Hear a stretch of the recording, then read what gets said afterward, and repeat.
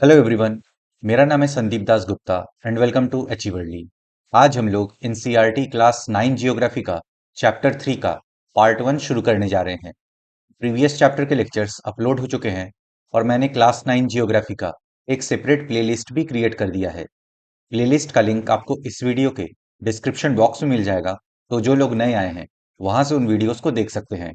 मैं पढ़ाते हुए इंपॉर्टेंट पॉइंट्स को स्टार मार्क करता हुआ चलूंगा, तो अगर आप बुक से पढ़ रहे हैं आप भी उन पॉइंट्स को स्टार मार्क कर लें, या फिर अगर आप नोट्स बना रहे हैं तो अपने नोट्स में उन पॉइंट्स को लिख लें, क्योंकि वहां से क्वेश्चन आने के चांसेस ज्यादा होते हैं। अगर आपको कुछ डाउट हो तो आप मुझसे कमेंट्स में पूछ सकते हैं या फिर इंस्टाग्राम पे पूछ सकते हैं। इंस्टाग्राम का लिंक आपको इस वीडियो के डिस्क्रिप्शन बॉक्स में मिल जाएगा। एनसीईआरटी के बुक्स को आप एनसीईआरटी की वेबसाइट से फ्री में डाउनलोड कर सकते हैं, तो वहां से आप इस बुक को डाउनलोड कर लें और आज का लेक्चर देखने के बाद एक बार इस चैप्टर को पढ़ लें, जिससे कि आपको और अच्छे से समझ में आ जाएगा। तो चलिए अब आज का लेक्चर शुरू करते हैं। चैप्टर 3, ड्रेनेज, अपवाह। आज हम लोग चैप्टर 3 के पार्ट 1 को कवर करेंगे। इसमें हम लोग सबसे पहले इंट्रोडक्शन को देखेंगे, फिर उसके बाद हम लोग पढ़ेंगे ड्रेनेज सिस्टम्स इन इंडिया के बारे में, फिर उसमें हम लोग पढ़ेंगे द हिमालयन रिवर्स के बारे में, फिर उसमें हम लोग देखेंगे द इंडस रिवर सिस्टम के बारे में। तो चलिए अब आज का लेक्चर शुरू करते हैं। The term drainage describes the river system of an area. एक मेन रिवर और उसकी सारी ट्रिब्यूटरीज मिलकर जब एक रिवर सिस्टम तैयार करती हैं तो उसे ड्रेनेज कहते हैं। देखिए, मान लीजिए ये एक मेन रिवर है और इसमें आकर बहुत सारी ट्रिब्यूटरीज मिल रही हैं, तो ये एक रिवर सिस्टम तैयार कर रही हैं। इसी रिवर सिस्टम को ड्रेनेज कहा जाता है। अपवाह शब्द एक क्षेत्र के नदी तंत्र की व्याख्या करता है। Look at the physical map, you will notice that small streams flowing from different directions come together to form the main river, which ultimately drains into a large water body such as a lake or a sea or an ocean. जब आप एक physical map में देखेंगे तो पाएंगे कि different direction से छोटी छोटी स्ट्रीम्स आकर एक साथ मिल रही हैं और एक मेन रिवर का फॉर्मेशन कर रही हैं। फिर यही मेन रिवर किसी बड़े वाटर बॉडी में जाकर गिरती हैं, जैसे किसी लेक में, सी में या फिर ओशन में। भारत के भौतिक मानचित्र को देखिए, आप पाएंगे कि विभिन्न दिशाओं से छोटी छोटी धाराएं आकर एक साथ मिल जाती हैं तथा एक मुख्य नदी का निर्माण करती हैं। अंततः इनका निकास किसी बड़े जलाशय जैसे झील या समुद्र या महासागर में होता है। The area drained by a single river system is called a drainage basin. हमने रिवर सिस्टम और ड्रेनेज को अभी समझा।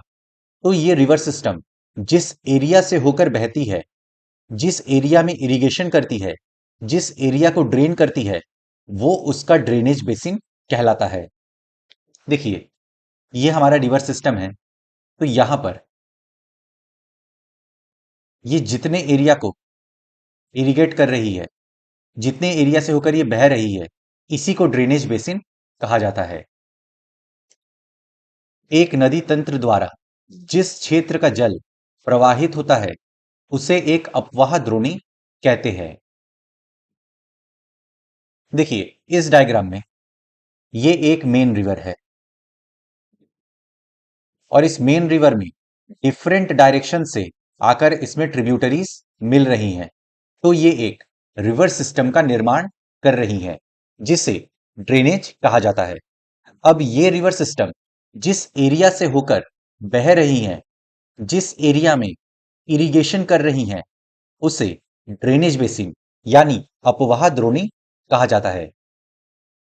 ये स्ट्रीम ए का ड्रेनेज बेसिन है और ये स्ट्रीम बी का ड्रेनेज बेसिन है।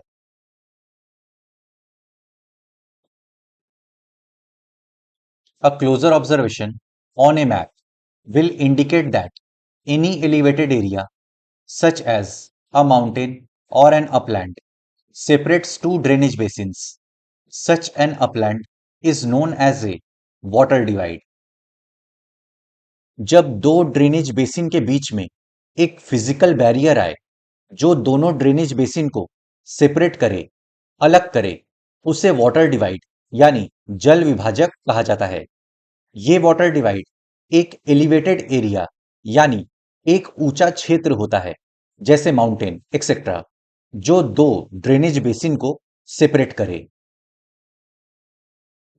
मानचित्र का अवलोकन करने पर यह पता चलता है कि कोई भी ऊंचा क्षेत्र जैसे पर्वत या उच्च भूमि दो पड़ोसी अपवाह द्रोणियों को एक दूसरे से अलग करती है। इस प्रकार की उच्च भूमि को जल विभाजक कहते हैं। देखिए, यहां पे ये एक ड्रेनेज बेसिन है और ये एक दूसरा ड्रेनेज बेसिन है। तो यहां पे हम देख सकते हैं ये एक एलिवेटेड लैंड है यानी उच्च भूमि है जो कि इन दोनों ड्रेनेज बेसिन को अलग कर रही है। इसी क्षेत्र को जल विभाजक यानी वाटर डिवाइड कहते हैं। The world's largest drainage basin is of the Amazon River. विश्व की सबसे बड़ी अपवाह द्रोणी अमेजन नदी की है। अब हम लोग का पहला टॉपिक है drainage systems in India. Bharat में अपवाह तंत्र। The drainage systems of India are mainly controlled by the broad relief features of the subcontinent. Accordingly, the Indian rivers are divided into two major groups, the Himalayan rivers, the peninsular rivers. Bharat के drainage system को भारत के relief features के basis पर divide किया जा सकता है। इस बेसिस पर दो मेजर रिवर ग्रुप्स हैं। पहला हिमालयन रिवर सिस्टम और दूसरा है पेनिनसुलर रिवर सिस्टम। भारत के अपवाह तंत्र का नियंत्रण मुख्यतः भौगोलिक आकृतियों के द्वारा होता है। इस आधार पर भारतीय नदियों को दो मुख्य वर्गों में विभाजित किया गया है, हिमालय की नदियां, प्रायद्वीपीय नदियां। Apart from originating from the two major physiographic regions of India, the Himalayan and the peninsular rivers are different from each other in many ways. Himalayan reverse और पेनिनसुलर रिवर्स के ओरिजिन के अलावा भी दोनों में काफी डिफरेंसेस हैं। भारत के दो मुख्य भौगोलिक क्षेत्रों से उत्पन्न होने के कारण हिमालय तथा प्रायद्वीपीय नदियां एक दूसरे से भिन्न हैं। Most of the Himalayan rivers are perennial. It means that they have water throughout the year. Himalayan reverse perennial है, मतलब हिमालयन रिवर्स में साल भर पानी रहता है। हिमालय की अधिकतर नदियां 12मासी नदियां होती हैं। इनमें वर्ष भर पानी रहता है। These rivers receive water from rain as well as from melted snow from the lofty mountains. Himalayan reverse को पानी ग्लेशियर से मिलता है, यानी बर्फ पिघलने से मिलता है, और दूसरा मॉनसून के टाइम बारिश से भी मिलता है। इसलिए हिमालयन रिवर्स पेरेनियल हैं। क्योंकि इन्हें वर्षा के अतिरिक्त ऊंचे पर्वतों से पिघलने वाले हिम द्वारा भी जल प्राप्त होता है। The two major Himalayan rivers, the Indus and the Brahmaputra, originate from the north of the mountain ranges. दो मेजर हिमालयन रिवर्स हैं, इंदस और ब्रह्मपुत्र रिवर, जो माउंटेन रेंजेस के नॉर्थ से ओरिजिनेट होती हैं।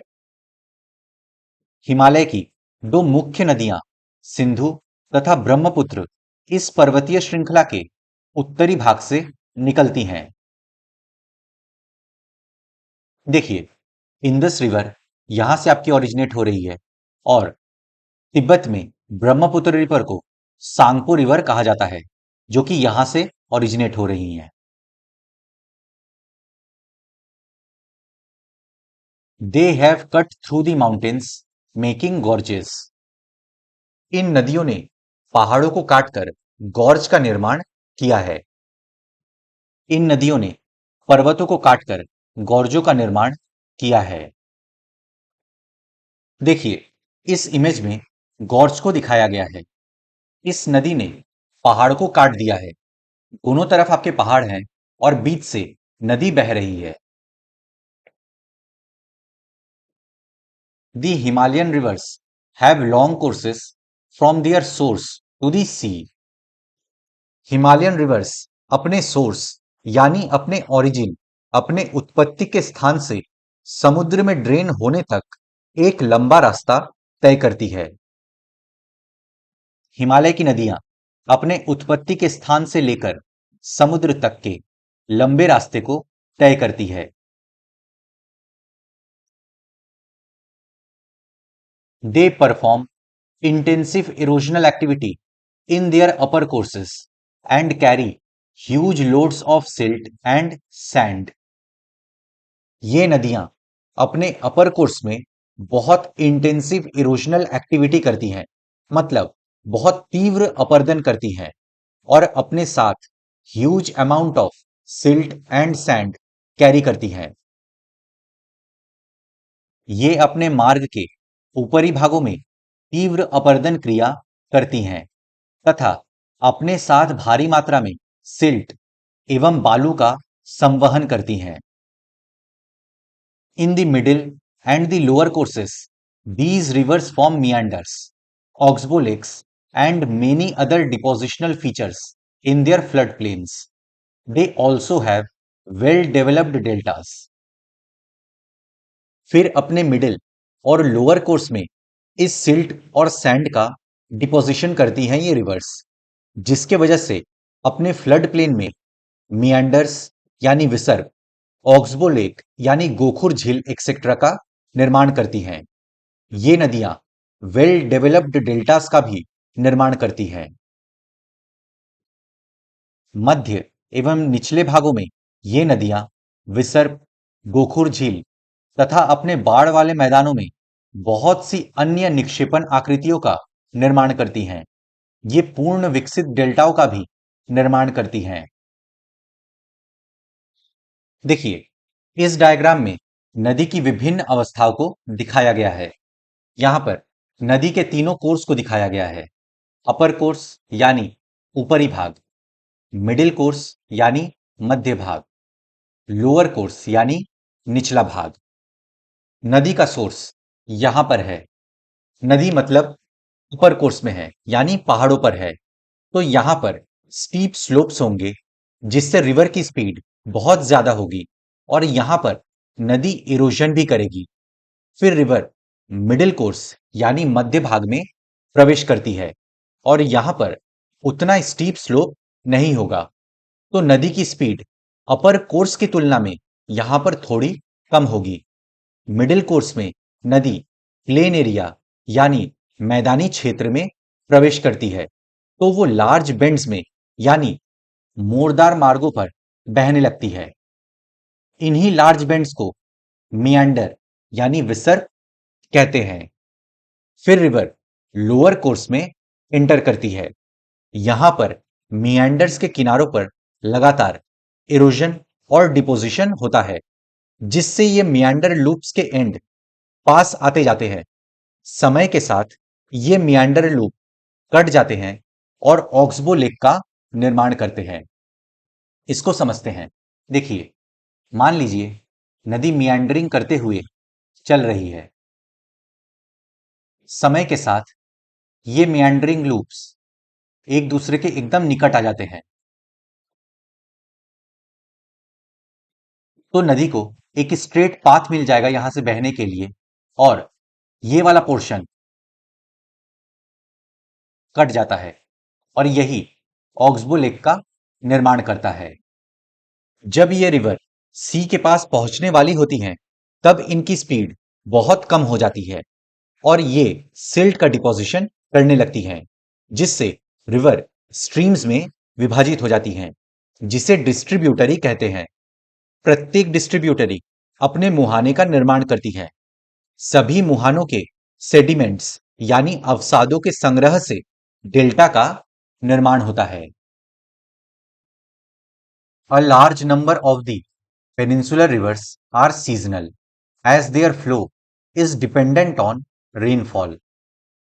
हमने समझा कि हिमालयन रिवर्स पेरेनियल हैं, यानी इनमें साल भर पानी रहता है, जबकि अधिकतर पेनिनसुलर रिवर्स सीजनल हैं, मतलब इनका फ्लो रेनफॉल पर डिपेंड करता है। अधिकतर प्रायद्वीपीय नदियां मौसमी होती हैं, क्योंकि इनका प्रवाह वर्षा पर निर्भर करता है। During the dry season, even the large rivers have reduced flow of water in their channels. Dry season में बड़े बड़े पेनिनसुलर रिवर्स भी छोटी छोटी धाराओं में बहने लगती है, क्योंकि इनमें पानी की कमी हो जाती है। शुष्क मौसम में बड़ी नदियों का जल भी घटकर छोटी छोटी धाराओं में बहने लगता है। The peninsular rivers have shorter and shallower courses as compared to their Himalayan counterparts. Himalayan reverse की तुलना में पेनिनसुलर रिवर्स शॉर्ट होती हैं और शैलो होती हैं। हिमालय की नदियों की तुलना में प्रायद्वीपीय नदियों की लंबाई कम तथा छिछली है। However, some of them originate in the central highlands and flow towards the west. कुछ रिवर्स सेंट्रल हाईलैंड से ओरिजिनेट होती हैं और वेस्ट डायरेक्शन में बहती हैं। फिर भी इनमें से कुछ केंद्रीय उच्चभूमि से निकलती हैं तथा पश्चिम की तरफ बहती हैं। Most of the rivers of peninsular India originate in the western Ghats and flow towards the Bay of Bengal. Peninsular India की ज्यादातर नदियां वेस्टर्न घाट से ओरिजिनेट होती हैं और बे ऑफ बंगाल की ओर बहती हैं। प्रायद्वीपीय भारत की अधिकतर नदियां पश्चिमी घाट से निकलती हैं तथा बंगाल की खाड़ी की तरफ बहती हैं। अब हम लोग का नेक्स्ट टॉपिक है दी हिमालयन रिवर्स, हिमालय की नदियां। The major Himalayan rivers are the Indus, the Ganga and the Brahmaputra. Indus, Ganga, Brahmaputra major Himalayan rivers हैं। सिंधु, गंगा तथा ब्रह्मपुत्र हिमालय से निकलने वाली प्रमुख नदियां हैं। These rivers are long and are joined by many large and important tributaries. ये नदियां लंबी हैं और बहुत सारे इंपॉर्टेंट ट्रिब्यूटरीज इन नदियों में जाकर मिलते हैं। ये नदियां लंबी हैं तथा अनेक महत्वपूर्ण एवं बड़ी सहायक नदियां आकर इनमें मिलती हैं। A river along with its tributaries may be called a river system. River और उसकी ट्रिब्यूटरीज को रिवर सिस्टम यानी नदी तंत्र कहा जाता है। किसी नदी तथा उसकी सहायक नदियों को नदी तंत्र कहा जाता है। अब हम लोग पढ़ेंगे दी इंदस रिवर सिस्टम के बारे में। सिंधु नदी तंत्र। The river Indus rises in Tibet near lake Mansarovar, flowing west it enters India in the Ladakh. Indus river Tibet में मानसरोवर लेक के पास से ओरिजिनेट होती हैं और वेस्ट की तरफ बहते हुए भारत में लद्दाख से एंटर करती हैं। सिंधु नदी का उद्गम मानसरोवर झील के निकट तिब्बत में है। पश्चिम की ओर बहती हुई ये नदी भारत में लद्दाख से प्रवेश करती है। देखिए, इंदस रिवर तिब्बत में मानसरोवर लेक के पास ओरिजिनेट होती है और वेस्ट डायरेक्शन में बहते हुए भारत में लद्दाख से एंटर करती हैं। It forms a picturesque gorge in this part. इस क्षेत्र में ये नदी एक गॉर्ज का निर्माण करती हैं। इस भाग में ये एक बहुत ही सुंदर दर्शनीय गॉर्ज का निर्माण करती हैं। Several tributaries, the Zaskar, the Nubra, the Shyok, and the Hunza join it in the Kashmir region. Zanskar, Nubra, Shyok, Hunza Indus river की कुछ ट्रिब्यूटरीज हैं जो इसको कश्मीर रीजन में ज्वाइन करती हैं। इस क्षेत्र में बहुत सी सहायक नदियां जैसे जास्कर, नूबरा, श्योक तथा हुंजा इस नदी में मिलती हैं। इस पॉइंट को आप स्टार मार्क कर लीजिए क्योंकि ये आपसे पूछा जा सकता है। The Indus flows through Baltistan and Gilgit and emerges from the mountains at Attock.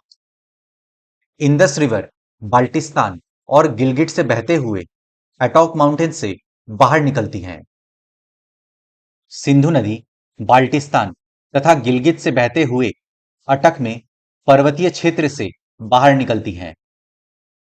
The Sutlej, the Beas, the Ravi, the Chenab and the Jhelum join together to enter the Indus near Mithankot in Pakistan. Sutlej, Beas, Ravi, Chenab, Jhelum river आपस में मिलकर पाकिस्तान में मिठानकोट के पास इंदस रिवर से मिलती हैं।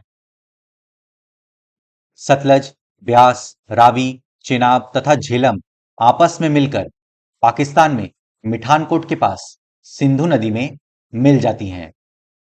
Beyond this, the Indus flows southwards, eventually reaching the Arabian Sea east of Karachi. इसके बाद इंदस रिवर साउथवर्ड्स बहती है और कराची से ईस्ट की ओर अरेबियन सी में जाकर मिल जाती है। इसके बाद ये नदी दक्षिण की तरफ बहती है तथा अंत में कराची से पूर्व की ओर अरब सागर में मिल जाती हैं। देखिए ये रही आपकी इंदस रिवर और इंदस रिवर की ट्रिब्यूटरीज हैं Jhelum river, Chenab river, Ravi river, Beas river और सतलज रिवर। तो झेलम, चेनाब, रावी, ब्यास, सतलज ये सब आपस में मिलकर पाकिस्तान में मिठानकोट के पास इंदस रिवर में जाकर मिल जाती हैं और फिर इंदस रिवर अरेबियन सी में ड्रेन होती है। The Indus Plain has a very gentle slope. With a total length of 2900 km, the Indus is one of the longest rivers of the world. Indus plain का स्लोप काफी gentle है। इसकी length 2900 kilometre है। Indus one of the longest river है world में। सिंधु नदी के मैदान का ढाल बहुत धीमा है। 2900 किलोमीटर लंबी सिंधु नदी विश्व की लंबी नदियों में से एक है। A little over a third of the Indus basin is located in India, Ladakh, Jammu and Kashmir, Himachal Pradesh and Punjab, and the rest is in Pakistan. Indus drainage basin का 1/3 से थोड़ा अधिक भाग भारत में लद्दाख, जम्मू एंड कश्मीर, हिमाचल प्रदेश और पंजाब में आता है और बाकी पाकिस्तान में है। सिंधु द्रोणिका 1/3 से कुछ अधिक भाग भारत के जम्मू कश्मीर, लद्दाख, हिमाचल तथा पंजाब में तथा शेष भाग पाकिस्तान में स्थित है। डू यू नो, क्या आप जानते हैं, according to the regulations of the Indus water treaty 1960, India can only use 20% of the total water carried by the Indus river system. Indus water treaty 1960 के अनुसार भारत इंदस ड्रेनेज बेसिन का सिर्फ 20% वाटर ही यूज कर सकता है।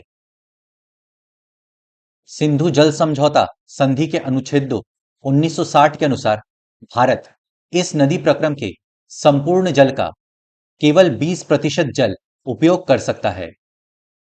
This water is used for irrigation in Punjab, Haryana and the southern and the western parts of Rajasthan. इस पानी का उपयोग पंजाब, हरियाणा, वेस्ट और साउथ राजस्थान में इरिगेशन में किया जाता है। इस जल का उपयोग हम पंजाब, हरियाणा एवं राजस्थान के दक्षिण पश्चिम भागों में सिंचाई के लिए करते हैं। तो फ्रेंड्स, इसी के साथ हम लोग का आज का लेक्चर समाप्त होता है। अब नेक्स्ट लेक्चर में हम लोग चैप्टर 3 के पार्ट 2 को शुरू करेंगे। मैं आशा करता हूं कि आपको सब कुछ समझ में आ गया होगा। अगर आपको फिर भी कुछ डाउट है तो आप मुझसे कमेंट से पूछ सकते हैं या फिर इंस्टाग्राम पे पूछ सकते हैं। अपने फ्रेंड्स के साथ इस वीडियो को शेयर करें। वीडियो पसंद आए तो लाइक करें, चैनल को सब्सक्राइब करें। मैं मिलता हूं आपसे नेक्स्ट लेक्चर में। Good day to everyone. जय हिंद।